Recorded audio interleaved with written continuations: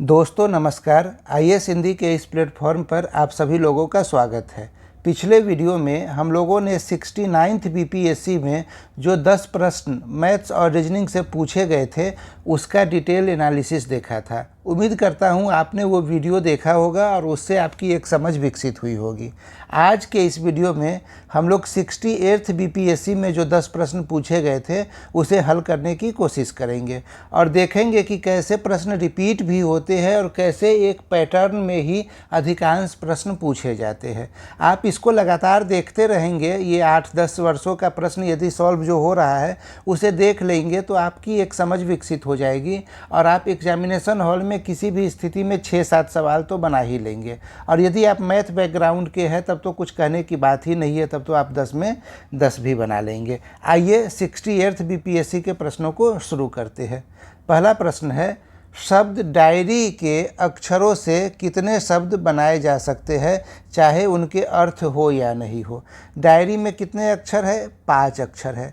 देखिए ये सवाल जो है ना, इस परमुटेशन कम्बिनेशन का सवाल है, पर इसको डरने की ज़रूरत नहीं है। परमुटेशन कम्बिनेशन से इसे आसानी से कैसे बनाया जा सकता है इसे हम लोग 2-3 मिनट में समझ लेते हैं, ताकि डायरी के जगह कुछ और भी दिया जाए तो आप लोग बनाने की स्थिति में रहिएगा। सपोज कीजिए कि सिर्फ एक ही अक्षर है ए, तो ए को कितने तरह से बैठाया जा सकता है। शब्द बनाने का मतलब क्या है? अरेंज करना है। डायरी के शब्दों को जैसे तैसे हो, आई पहले आ जाए, वाई पहले आ जाए, किसी भी प्रकार से अरेंज करना है। तो जब सिर्फ एक ही अक्षर है ए, तो वो तो बस एक तरीके से ही अरेंज होगा। लेकिन सपोज कीजिए 2 अक्षर आ जाता है ए और बी, तो हम इसे ए बी भी लिख सकते हैं और इसे हम बी ए भी लिख सकते हैं। तो कितना तरीका हो गया? 1 + 1 यानी कि 2 तरीका हो गया। अब सपोज कीजिए आ गया ए बी और सी, ठीक है। तो हम इसे क्या क्या लिख सकते हैं? इसे हम लिख सकते हैं, एक तो ए बी सी ही लिख लिए, दूसरा हम लिख सकते हैं ए सी बी। ऐसे ही अब लिख सकते हैं बी ए सी, इसके अलावा बी सी ए, ऐसे ही सी ए बी और सी बी ए। जब आप लोग देखिएगा तो इसके अलावा कोई और तरीका आपको नहीं मिलेगा जिस तरीका से आप ए बी सी को लिख सके, ठीक है। यानी कि ए बी सी 3 अक्षर से शब्द कितने बनाए जा सकते हैं? तो टोटल 6 शब्द बनाए जा सकते हैं। 1 2 3 4 5 6। हमने क्या देखा? 2 अक्षर है 2 शब्द बना, 1 अक्षर है 1 शब्द बना, 3 अक्षर है तो 6 शब्द बन गया। ऐसे ही जब 4 अक्षर आएगा और हम ऐसे लिखने बैठेंगे तो ये 24 अक्षर बनेगा, 24 शब्द बनेगा। तो परीक्षा में तो ऐसे हमें बनाना नहीं है, इसका कोई तरीका ढूंढना है। तो इसका तरीका है फैक्टोरियल। फैक्टोरियल क्या होता है? तो फैक्टोरियल जो है सो नंबर को रिप्रेजेंट करने का एक माध्यम है। इसे हम लोग इस प्रकार से या ऐसे डिनोट करते हैं, ठीक है। इसका मतलब क्या होता है? तो इसका मतलब होता है कि जैसे फैक्टोरियल 3 है, 3 से लेके चलते हैं, तो हम फैक्टोरियल 3 को लिखना शुरू करेंगे तो 3 से गुणा करना शुरू करेंगे। जो नंबर लिखा हुआ है उससे गुणा करना शुरू करेंगे और पीछे की तरफ जाएंगे। तो 3 × 2 × 1, जैसे ही 1 आ जाएगा वहाँ रुक जाएंगे। तो ये क्या हो गया? ये हो गया 6 हो गया। 6 ही तो आया था हमारा, अभी हमने चेक किया था ए बी सी पे, तो ए बी पे चेक किया था तो 2 आया था। तो देखिए फैक्टोरियल 2 को लिख सकते हैं 2 × 1 यानी कि ये हो गया 2। अब यदि फैक्टोरियल 4 आ जाए तो उसे क्या लिखेंगे? 4 × 3 × 2 × 1 यानी कि 24। फैक्टोरियल 5 आ जाए, जो हमारा प्रश्न है डायरी में क्या क्या है? डी है, आई है, ए है, आर है, वाई है। तो डायरी के फैक्टोरियल 5 को रिप्रेजेंट करेंगे 5 × 4 × 3 × 2 × 1 यानी कि 120 तरीके से। अब यही 120 हमारा उत्तर है। 120 A B C D E कहीं भी नहीं दिया हुआ है, तो इसीलिए ई में एक ऑप्शन है उपर्युक्त में से कोई नहीं। यही हमारा उत्तर हो जाएगा, उपर्युक्त में से कोई नहीं। बीपीएससी में पहले 5 ऑप्शन दिया जाता था और ये बीपीएससी का ही पीवाईक्यू है, इसीलिए हमने भी 5 ऑप्शन के साथ ही ऑप्शन बनाया है, ठीक है। तो हमारा उत्तर 120 हो जाएगा। अब आप लोग ज़रा कमेंट करके बताइएगा मुझे कि जब फैक्टोरियल 6 रहता, सपोज कीजिए ये डायरी के जगह रहता DIARYM, ठीक है। तो इससे कितने शब्द बनाए जा सकते हैं, चाहे उसके अर्थ हो या ना हो, ये निकालना होता तो ज़रा उत्तर कमेंट करके हमें बताइए। ठीक है, ये आपका सवाल हो गया। आगे देखते हैं, एक चीज़ और यहाँ पे देख लेते हैं कि अब सपोज कीजिए कि कोई ऐसा अक्षर दे दिया गया जहाँ चीज़ें रिपीट हो रही है। जैसे ले लेते हैं RANJA, बस इतना ही लेते हैं, रंजा। ठीक है, अब रंजा में क्या हो रहा है कि ए 2 बार आ रहा है। तो जब भी कोई कुछ ऐसा हो जो रिपीट हो जाए तो हमारा सिस्टम वही चलेगा शब्द बनाने का। 1 2 3 4 5, 5 अक्षर है तो ऊपर फैक्टोरियल 5 हो जाएगा, और जितने चीज़ रिपीट हो रहे हैं उस रिपीट को फैक्टोरियल में ही फैक्टोरियल 2 से, जैसे यहाँ 2 बार रिपीट हुआ तो हमने 2 लिख दिया। सपोज कीजिए यहाँ ऐसे रहता AA तो 3 हो जाता, तो हम नीचे फैक्टोरियल 3 लिखते तब। क्लियर है ये बात? तो यहाँ 2 है, अब फैक्टोरियल 5 का मान है 120, फैक्टोरियल 2 का मान है 2, तो हमारा उत्तर हो जाएगा यहाँ पे 60। ठीक है, तो ये चीज़ आप समझ लीजिए कि जब रिपीटेशन होगा तो हमें कैसे भाग देना है। आइए अब अगले प्रश्न को देखते हैं। परमुटेशन कम्बिनेशन से संबंधित यदि कोई प्रॉब्लम हो रहा हो तो सीसेट की शुरुआत के दौरान परमुटेशन कम्बिनेशन के वीडियो ऑलरेडी ग्रुप में और यूट्यूब प्लेटफॉर्म पे पड़ा हुआ है, आप वहाँ से उसे देख सकते हैं और उसको समझ के रिवाइज कर सकते हैं। अब ये प्रश्न देखिए, ये सेम टू सेम प्रश्न 69th में भी पूछ चुका है। क्या था इसमें कि दिए गए विकल्पों में से लुप्त संख्या को ज्ञात कीजिए। तो हमने पिछले वीडियो में ही इसे देखा है, फिर से बता देता हूँ कि पहला जो कॉलम है उसमें से तीसरे कॉलम को घटाना है। तो क्या आ गया, 44 माइनस 37, ये हो गया 7। ठीक है, दूसरा है 52 माइनस 41, ये हो गया 11। तीसरा है 58 माइनस 53, ये हो गया 5। अब देखिए यदि हम सबको 7 से गुना करेंगे तो बीच वाला कॉलम मिल रहा है 49 आ गया, यहाँ पे दिया हुआ है 49। ऐसे ही 35 यहाँ पे दिया हुआ है। तो अब बीच में जो ये क्वेश्चन मार्क है यहाँ पे क्या होगा, तो 11 × 7 77। 77 कौन सा ऑप्शन है, बी ऑप्शन है, तो हमारा उत्तर यहाँ पे बी हो गया। चलिए अगले प्रश्न को देखते हैं। दी गई श्रृंखला में समान पैटर्न का अनुसरण करते हुए लुप्त संख्या ज्ञात कीजिए।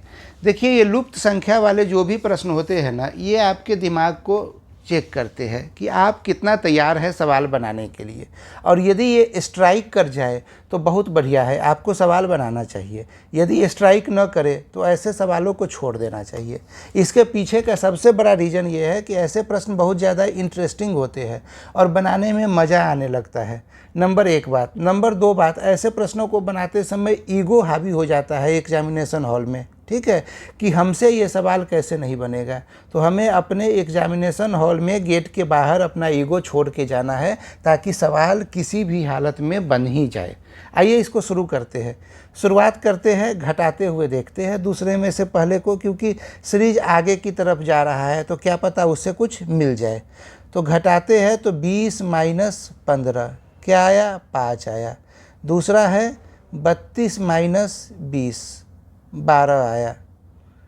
62 माइनस 32, 30 आ गया। 118 माइनस 62 कितना आ जाएगा, 6 और 5, 56 आ गया। 248 माइनस 118, ये कितना आ गया, 130 आ गया। अब इसको क्या क्या लिख सकते हैं, देखिए इसको हम लिख सकते हैं 2 का स्क्वायर प्लस 1, इसको लिख सकते हैं 3 का स्क्वायर प्लस 3, इसको लिख सकते हैं 5 का स्क्वायर प्लस 5, इसको लिख सकते हैं 7 का स्क्वायर प्लस 7, इसको लिख सकते हैं 11 का स्क्वायर प्लस 9। अब यहाँ ये 7 के बाद हमने 9 क्यों नहीं लिया, तो ये जो चल रहा है ना ये स्क्वायर वाला, इसमें प्राइम नंबर को लिया गया है, जबकि यहाँ पे ऑड नंबर को लिया गया है।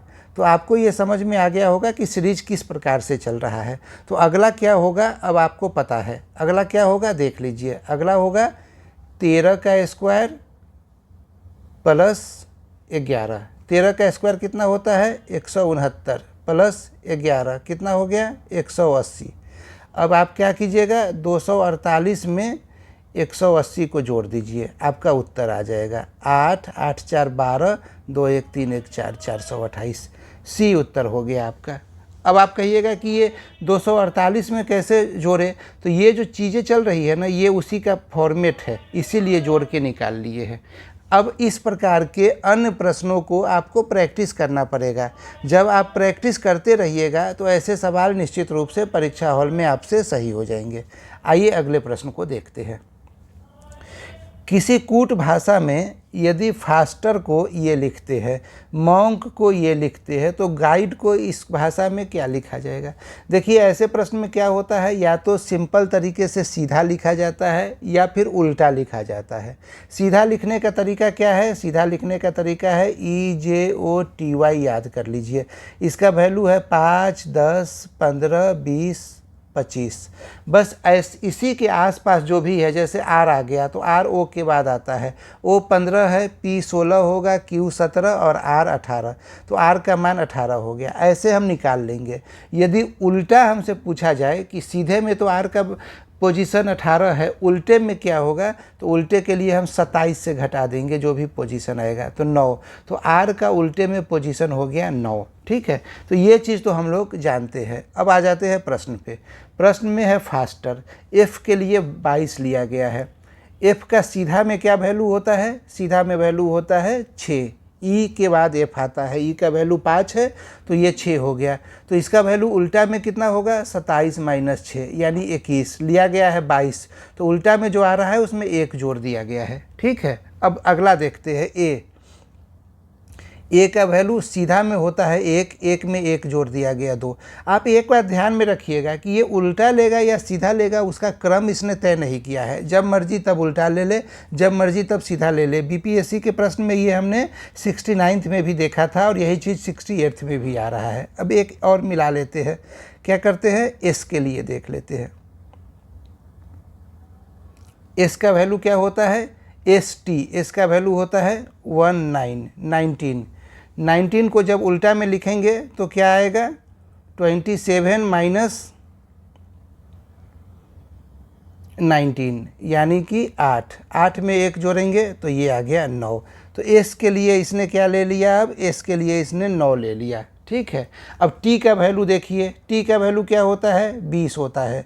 20 में 1 जोड़े 21, तो ये ले लिया 21। सेम ऐसा ही कोई पैटर्न यहाँ भी चलेगा कि जो भी उल्टा या सीधा में आए उसमें 1 जोड़ना है और हमारा उत्तर आ जाएगा। ठीक है, तो अब देख लेते हैं गाइड के लिए। गाइड में सबसे पहले आ रहा है GUIDE, जी सबसे पहले आया, E का 5, F 6, G 7 आ गया। उल्टा करेंगे, 7 से तो कोई भी शुरू ही नहीं हो रहा है, तो हम इसको उल्टा कर लेते हैं। तो 27 - 7 कितना आ गया, 20, प्लस जोड़े 1, 21 से कौन शुरू हो रहा है, ये वाला शुरू हो रहा है। अब आगे चेक करेंगे या नहीं करेंगे। यदि यहाँ पे ये दोनों विकल्प नहीं रहता तो आगे चेक नहीं करते, हम उत्तर ए मान लेते। ठीक है, पर यहाँ पे विकल्प है उपर्युक्त में से एक से अधिक, ऐसा तो हो ही नहीं सकता है। उपर्युक्त में से कोई नहीं, ये हो सकता है, इसीलिए हम आगे का भी चेक कर लेंगे। ठीक है, तो यहाँ तो 21 आ गया है। अब आगे देखते हैं यू के लिए। यू का वैल्यू क्या होता है, तो STU, यू का मतलब होता है 21। ठीक है, यू का मतलब हो गया 21। अब देखिए 21 में यदि हम 1 जोड़ते हैं तो क्या आता है, 22, ये आ गया 22। यू के बाद है आई का वैल्यू क्या होता है, IJ, यानी J का 10 तो I का 9 से कुछ लिया गया है, 9 से नहीं लिया गया है कुछ। अगला 19 है, तो इसको पलट के देख लेते हैं। 27 - 9 ये आया 18, 1 तो जोड़ना है ही, तो ये आ गया 19, तो ये आ गया 19। डी का वैल्यू क्या लिया गया है, डी का वैल्यू लिया गया है 5, 4 + 1 5। ई का वैल्यू क्या होता है, ई का वैल्यू होता है 5, पलटेंगे क्या आया, 27 - 5 यानी कि 22, 1 जोड़ेंगे तो ये आ गया 23। ठीक है, 23 यहाँ पे है, तो यानी कि ए जो है वही हमारा सही उत्तर है। तो परीक्षा में 1 मिनट समय लगेगा। यदि उपर्युक्त में से कोई नहीं टाइप कोई ऑप्शन दे देना तो आप पूरा चेक कर लीजिएगा, क्योंकि 1 नंबर जो है सो बेहद इंपॉर्टेंट होता है। लोग पॉइंट में भी फेल होते हैं और ऐसे फेल होने वालों की संख्या सैकड़ों में होती है। ठीक है, तो ये आप ध्यान में रखिएगा। आइए अगले प्रश्न को देख लेते हैं। अगला प्रश्न है, एक आयत का क्षेत्रफल 30 वर्ग सेंटीमीटर है। आयत का क्षेत्रफल क्या होता है? लंबाई गुने चौड़ाई। ठीक है, लंबाई गुने चौड़ाई ये कितना है? 30 वर्ग सेंटीमीटर। और परिमाप 26 सेंटीमीटर है, उसकी भुजाएं कितनी होगी? ठीक है, ये पूछा जा रहा है। अब परिमाप का क्या होता है फॉर्मूला? तो 2 × L + B = 26 सेंटीमीटर। तो L + B = 26, ये दो इधर गुना में है, इधर आएगा तो भाग में हो जाएगा, तो ये 13 हो गया। ठीक है, अब हम यहाँ पे B का मान डाल देते हैं। ये ऊपर वाले से लीजिए, यहाँ पे B बराबर क्या होगा? 30/L। L को हम नीचे लेके आ जाएंगे, इधर ये गुना में है तो इधर आएगा तो भाग में हो जाएगा। अब यहाँ पे आप सिर्फ डाल दीजिए L + B के जगह पे 30/L = 13। अब इसको सॉल्व कीजिए। L² + 30/L = 13। क्लियर है? अब इसको फिर सॉल्व कीजिए। L² + 30 = 13L। ठीक है, अब इसको इधर लेके आते हैं तो क्या होगा?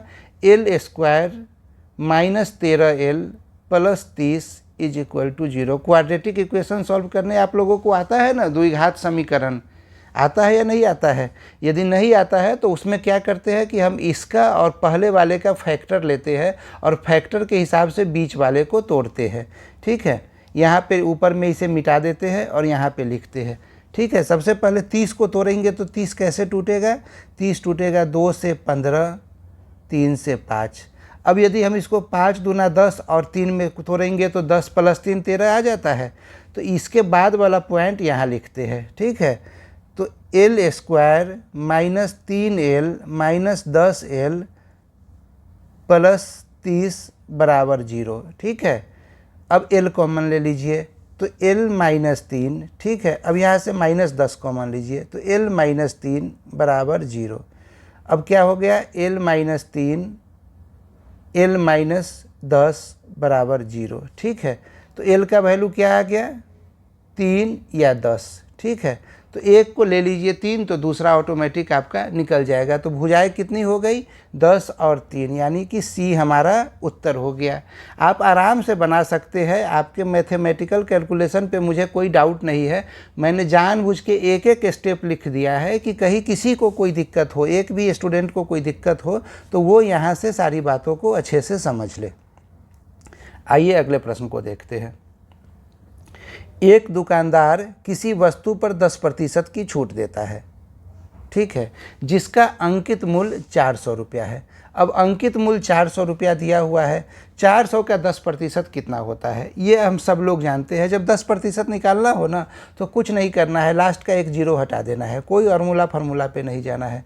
तो जो 40 बचा वही 400 का 10% हुआ। ठीक है, तो एक दुकानदार किसी वस्तु पे 10% की छूट देता है जिसका अंकित मूल्य 400 रुपया है। तो अब कितना मूल्य हो गया जिस पे वो बेच रहा है? वो बेच रहा है 360 रुपया पे। 400 - 40 यानी 360 रुपया। यदि वह 10% GST लेता है तो उस वस्तु का अंकित मूल्य, अंतिम मूल्य क्या हो जाएगा? ठीक है, पहले तो वो 10% छूट दे दिया है। ठीक है, तो ये 360 हो गया। अब इस पे वो 10% GST ले लेता है। तो 360 का 10% यहाँ पे लेना है, 400 का नहीं लेना है। तो 360 का 10% होता है 36, ये ले लेता है। तो अब अंतिम मूल्य क्या हो जाएगा? दोनों को जोड़ देंगे वही अंतिम मूल्य हो जाएगा। 6 6 3 9 3 396, यही हमारा उत्तर हो गया। ऐसे सवाल BPSC हमेशा पूछता है। ठीक है, कि किसी वस्तु का दाम पहले 10% बढ़ा दिया गया, फिर 10% घटा दिया गया, अब उस वस्तु का दाम जो है सो पहले की अपेक्षा ज़्यादा है या कम है। इस प्रकार के प्रश्न BPSC में हमेशा से ही पूछे जाते हैं, तो ज़रा इसको आप लोग ध्यान में रखिएगा। अगला देख लेते हैं। अगला क्या है? निम्नलिखित शब्दों को तार्किक और सार्थक क्रम में सजाइए। ठीक है, राष्ट्रपति, उपराष्ट्रपति, राष्ट्रपति, अध्यक्ष, प्रधानमंत्री और सांसद। ठीक है, ये पॉलिटी का सवाल भी है। ठीक है, अब यहाँ वरीयता क्रम देखना है तो इसको आप पॉलिटी में ले लीजिए, रीजनिंग में ले लीजिए, बात उससे फ़र्क नहीं पड़ता है। वरीयता क्रम हम लोग जानते हैं कि सबसे पहले राष्ट्रपति आते हैं वरीयता क्रम में, तो ये 2 से शुरू हो गया। उसके बाद उपराष्ट्रपति आते हैं, उसके बाद प्रधानमंत्री आते हैं, उसके बाद कौन, ये क्रम चेंज हो गया है क्या, राष्ट्रपति, उपराष्ट्रपति, प्रधानमंत्री, प्रधानमंत्री के बाद अध्यक्ष और अध्यक्ष के बाद सांसद, यही क्रम है। तो उत्तर हमारा हो गया, इसका बी उत्तर हो गया। आइए अगले प्रश्न को देखते हैं। रेशमा अपनी संपत्ति का 1/4 एक धर्मांध संगठन को देती है और बची हुई संपत्ति को अपने 3 बच्चों में बराबर बांटती है। प्रत्येक बच्चे को मिलने वाली संपत्ति का भाग कितना है? अब जब 1/4 दे दिया जाता है तो कितना संपत्ति बचा? 3/4 बचा, और 3/4 3 बच्चों को बांटना है तो सबके हिस्से कितना कितना आएगा? 1/4 आएगा। ठीक है, अब इसको कैसे निकालेंगे? तो मान लीजिए पूरी संपत्ति 1 है, इसका 1/4 कितना होता है? 1/4। तो अब उसके पास संपत्ति कितना बचा? कुल में से 1/4 घटा दिए, तो ये क्या बच गया? 4 माइनस 1/4 यानी कि 3/4। 3/4 संपत्ति है, कितने लोगों में बांटना है? तो 3 बच्चों में बांटना है, तो 3 बच्चों में बांट दिए 3 से भाग देकर। अब 3 से 3 ये कट गया, तो कितना मिला एक बच्चे को? तो 1/4 मिला। तो यही तो हमारा सवाल है, इतना आसान 10 सेकेंड में बनने वाला। ठीक है, तो हर एक सवाल टाइम नहीं लेता है, बहुत सारे सवाल ऐसे होते हैं जो आसानी से बन जाते हैं। अगला प्रश्न देखते हैं। निम्नलिखित में से कौन सा कथन असत्य है? प्रत्येक वर्ग एक आयत होता है। देखिए ये सब जो है ना, ज्योमेट्री में कुछ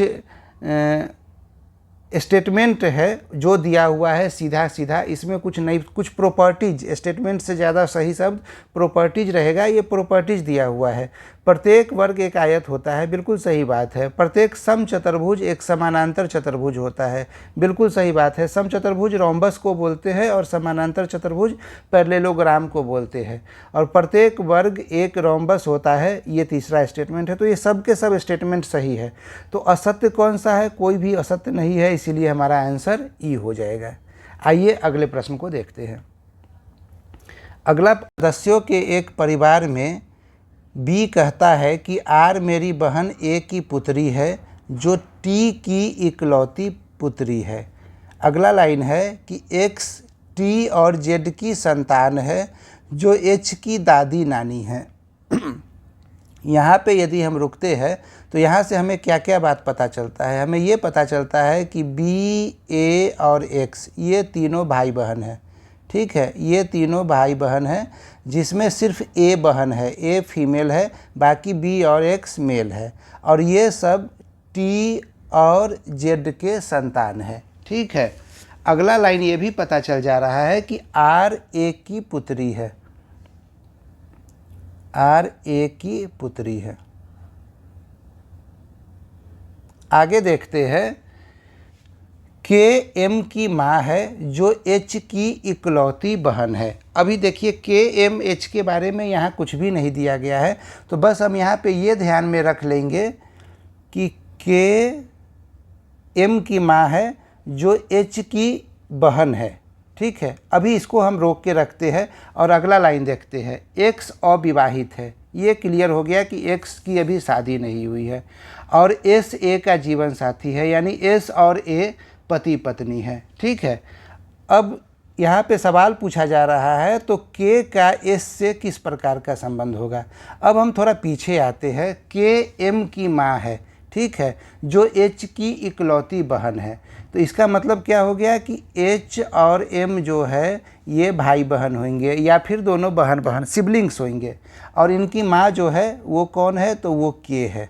तो के का एस से किस प्रकार संबंध होगा? अब यहाँ पे आप देखिएगा कि एस जो है ये तीनों भाई बहन में बी, ए और एक्स में, ठीक है, एक चीज़ और यहाँ पे कर लेते हैं क्लियर, ताकि इससे और स्पष्ट हो जाए। यहाँ एक लाइन और दिया गया है कि एक्स टी और जेड की संतान है जो एच की दादी नानी है। ठीक है, यानी ये जो जेड जो है वो एच की दादी नानी है, ये बात एक क्लियर हो गया है। और के जो है सो एच की माता है, तो के यदि एच की माता है तो के किसकी पत्नी होगी? तो एक्स तो अविवाहित है, ए का तो पति है एस, तो के जो पत्नी होगी वो बी की पत्नी होगी। ठीक है, बी की पत्नी होगी। तो सवाल पूछा जा रहा है के का एस से किस प्रकार का संबंध है। ठीक है, तो ये बी है, बी की बहन ए, बी का बहनोई एस। ठीक है, यानी कि ये जो है सो साला हो गया। ठीक है, एस का साला हो गया बी, तो बी एस का साला हो गया। तो के और एस का क्या संबंध होगा? तो साला की पत्नी, साला की पत्नी का संबंध होगा। तो यहाँ हमारा उत्तर जो है ये हो जाएगा बी। उम्मीद करता हूँ आपको ये समझ में आ गया होगा। तो हमने देख लिया कि 10 प्रश्न कैसे थे। थोड़ा सा कॉम्प्लिकेटेड प्रश्न था ये। ऐसे प्रश्न यदि परीक्षा में छूट भी जाते हैं तो कोई बात नहीं है, पर प्रयास करना चाहिए जो बन ही जाए। अगले वीडियो में 67वीं बीपीएससी के 10 क्वेश्चन को लेकर फिर हम लोग मिलते हैं। धन्यवाद।